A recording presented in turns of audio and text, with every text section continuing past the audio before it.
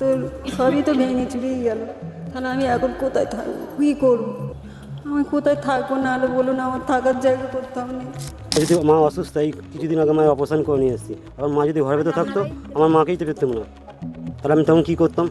আজ 15 বছর ধরে চেষ্টা করে যাচ্ছি, কোনো কিছু হ্যাঁ হবে, ভোটের সময় তো সব সময় আসে, দেখে যায় আর চলে যায়, আর কিছু করে না। স্বাধীনতার 80 বছর পরেও মানুষ কেন এইভাবে থাকবে? আজকে বিগত তৃণমূল সরকার 15 বছর ধরে দরখাস্ত করে করে পায়নি, কেন পায়নি?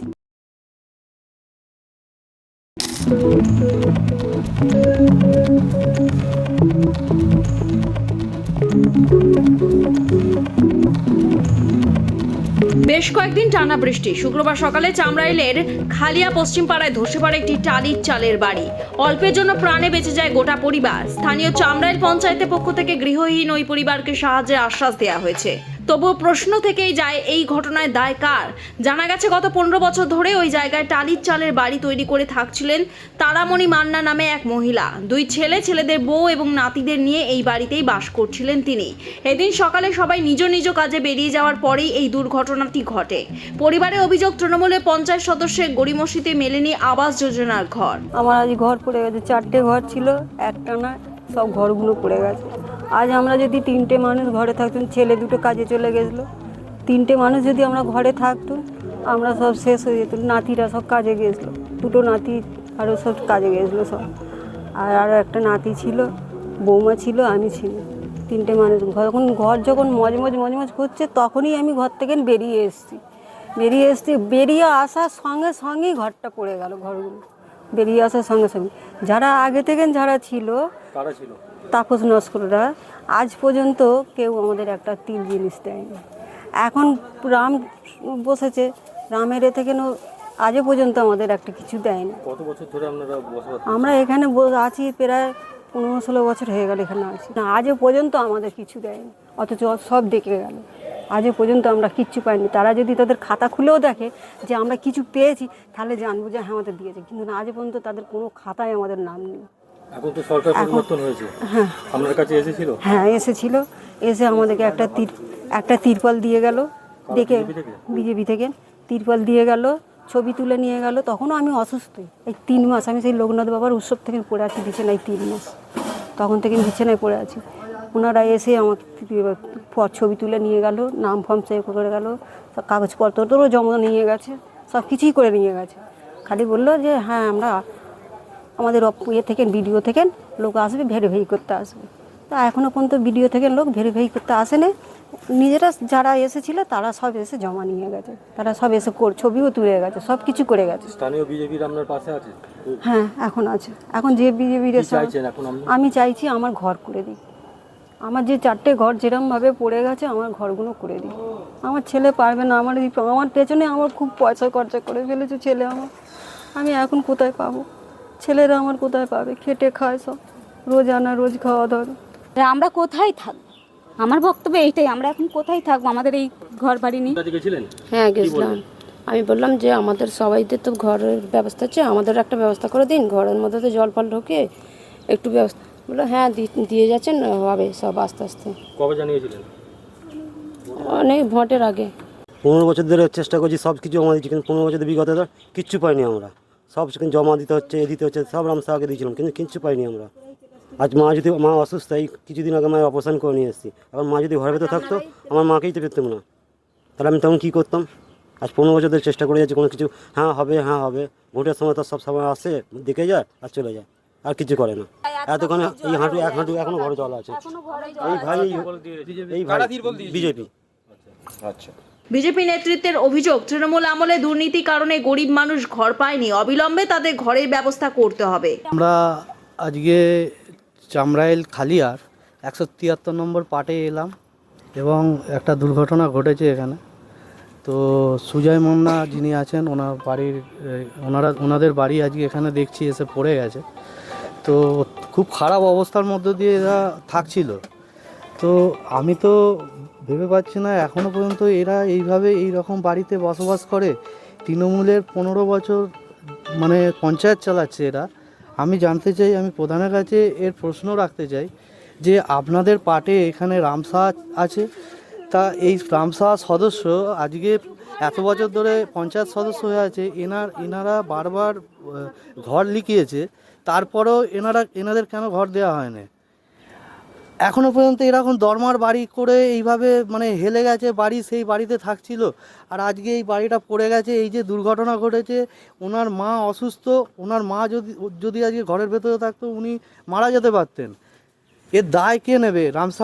রামসাহাকে জবাব দিতে হবে, আজকে পঞ্চায়েত প্রধানকে এর জবাব দিতে হবে, পঞ্চায়েতের উপপ্রধান উর্মিলা বাড়িকে এর জবাবদিহি করতে হবে। গ্রামের মানুষগুলো আজকে এদের বাড়ির যদি আজকে কিছু হয়ে যেত মানুষের, তাহলে এর ক্ষতিপূরণ কে দিত? একটা মানুষের জীবন চলে যেত। তাহলে আজকে যা পরিস্থিতি দেখছি, এই তৃণমূলের 15 বছরে এরা কিচ্ছু করেনি, খালি দুর্নীতি করেছে, সাধারণ মানুষের পাশে থাকেনি। তৃণমূল করা লোকেদের বাড়ি একটা ছেড়ে 4টে বাড়ি দিয়েছে। আজকে এরকম ধরনের গরিব মানুষগুলো আজকে এর খেসারত ভোগ করছে। স্বাধীনতার 80 বছর পরেও মানুষ কেন এইভাবে থাকবে? আজকে বিগত তৃণমূল সরকার 15 বছর ধরে দরখাস্ত করে করে পায়নি, কেন পায়নি? অথচ প্রত্যেকটা মানুষ যারা তৃণমূল করে, তৃণমূল আশ্রিত তাদের দুবার করে ঘর পেয়েছে এই পাটাতেই। আমি প্রমাণ স্বরূপ আমি দেখিয়ে দেবো। স্বাধীনতার 80 বছর পরেও মানুষ কেন এইভাবে থাকবে? মানুষের ঘর পড়লো কিভাবে? দীর্ঘদিন 15 বছর ধরে বলে দীর্ঘ 15 বছর ধরে এইসব মানুষগুলো বলে গেছে, দরখাস্ত করে তাদের কথার কর্ণপাত করেননি। এখনো পর্যন্ত ঘরের ভেতর জল, এখনো পর্যন্ত ঘরের ভেতর 1 হাঁটু জলের মধ্যে মানুষগুলো বাস করে। বিগত নির্বাচনের পরে আমরা এসেছিলাম, এই মানুষগুলোর দুরবস্থা দেখে আমরা তিরপল দিয়ে গিয়েছিলাম। তখনই আমি পঞ্চায়েতকে দরখাস্ত করেছিলাম যে মানুষগুলো স্বাধীনতার 80 বছর পরেও এখনো মানুষ কেন এইভাবে থাকবে, এর জবাব আপনাকে দিতে হবে। রামসাহাকে জবাব দিতে হবে, মানুষগুলো কেন এইভাবে পড়ে রয়েছে, কেন মানুষগুলোকে দেখেনি তারা? এই দায়িত্ব কে নেবে? মানুষগুলো যে এইভাবে পড়ে রইল, দুঃখ। এই এত বড় ঘরটা তখনই 120 ডিগ্রি অ্যাঙ্গেলে হেলেছিল, আমি পঞ্চায়েতকে জানিয়েছিলাম, কিন্তু এর কোনো ব্যবস্থা পঞ্চায়েত নেয়নি। এর দায় সম্পূর্ণ পঞ্চায়েতকে নিতে হবে, জবাব দিতে হবে মানুষকে। কেন এই মানুষগুলো স্বাধীনতার পরে এইভাবে থাকবে?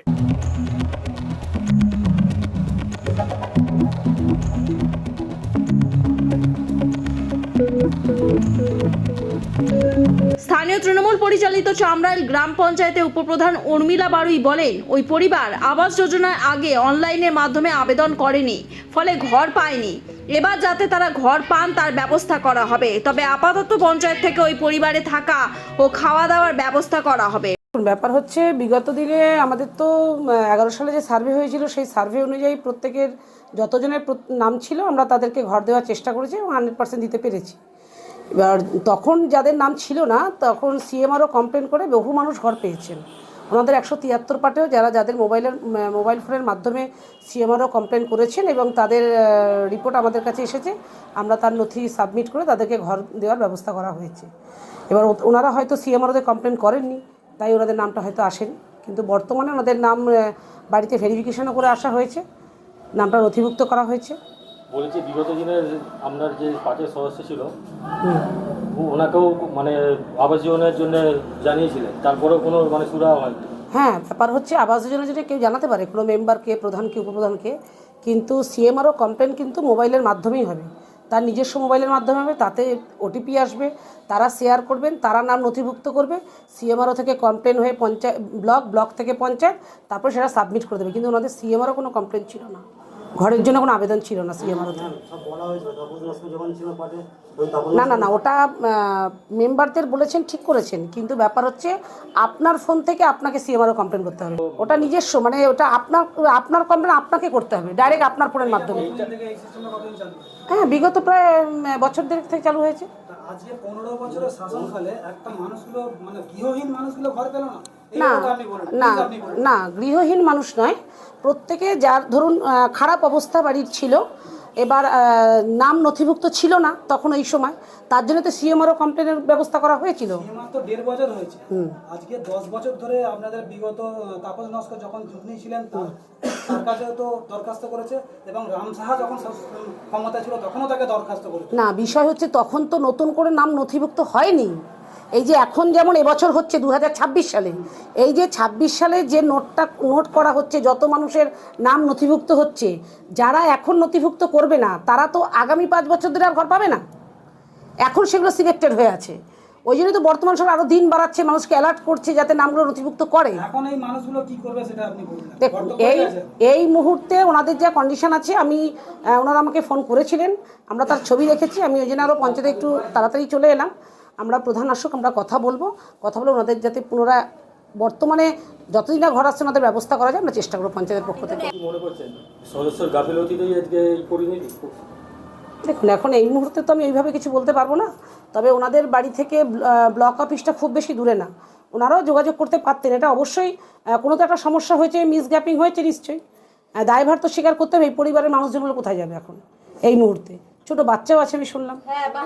এটা তো একটা বিপজ্জনক ঘটনা। এটা আমার গ্রামের পরিবার হ্যাকেল হওয়া মানে তো এটা আমারও অবশ্যই আজকে একটা বড় ধরনের দুর্ঘটনা ঘটে যেতে পারতো। ওনারা সবাই সুস্থ আছেন, এটাই ঈশ্বরের কাছে অসংখ্য ধন্যবাদ যে ওনারা সুস্থ আছেন। আমরা দেখছি, আমরা অবশ্যই চেষ্টা করছি আপনাদের থাকার ব্যবস্থা করতে। এই পরিবারের জন্য এখন তো ওনারা যতদিন পর্যন্ত বলছে গ্যাস ট্যাস তো সমস্ত কিছু ওনাদের এখন আপাতত নষ্ট হয়ে গেছে। ওনাদের পঞ্চায়েতের পক্ষ থেকে খাওয়া দাওয়ার ব্যবস্থা আমরা করে দিচ্ছি, আর ওনাদের থাকার ব্যবস্থা ইমিডিয়েট করতে হবে আমাদের। আমরা লোকাল ক্লাবের সঙ্গে কথা বলেছি, লোকাল সহযোগিতা নিয়ে আমাদের পঞ্চায়েতের পক্ষ থেকে আমাদের যতটুকু করা সম্ভব 100% করে আমরা ব্যবস্থা করব। প্রশাসনের থেকে সাহায্যের আশ্বাস পেলেও আপাতত বর্ষার রাতে গৃহহীনভাবেই কাটাতে হবে এই পরিবারকে। এরকমই নানান ভিডিও দেখতে আমাদের চ্যানেলটি লাইক, শেয়ার এবং সাবস্ক্রাইব করুন।